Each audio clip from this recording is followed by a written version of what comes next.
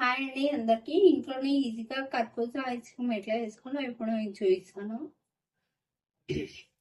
ఒక కర్బూజా తీసుకోండి, పొట్టు తీసుకోండి.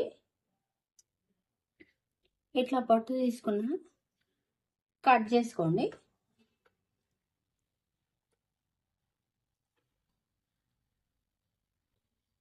లోపల గింజలు తీసేయండి.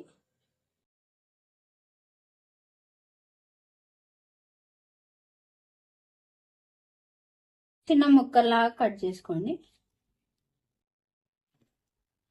పక్కన పెట్టుకోండి.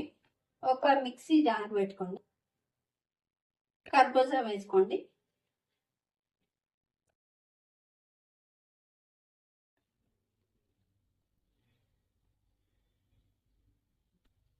చక్కెర వేసుకోండి.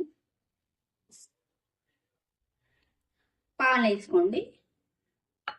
మిక్సీ పట్టుకోండి. ఇంత క్రీమ్ లాగా కావాలి. ఒక గిన్నె పెట్టుకోండి. ఒక స్ట్రెయిన్ పెట్టుకోండి. జ్యూస్ అంతా ఇందులో పోసేయండి.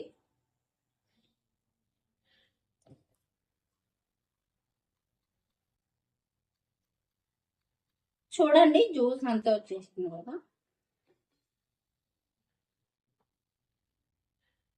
ఒక బాక్స్ పెట్టుకోండి.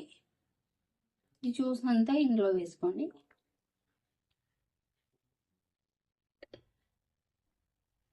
గట్టిగా మూత పెట్టుకోండి. ఈ ఐస్ క్రీమ్ డీప్ ఫ్రిడ్జ్ లో పెడితే 6 నుంచి 8 అవర్స్ పెట్టండి. ఒకవేళ నార్మల్ ఫ్రిడ్జ్ లో పెడితే 10 నుంచి 12 అవర్స్ పెట్టుకోండి. చూడండి ఐస్ క్రీమ్ ఆపడానికి నాకు 7 అవర్స్ టైం పట్టింది. ఐస్ క్రీమ్ చూడండి ఎంత క్రీమీగా వచ్చిందో.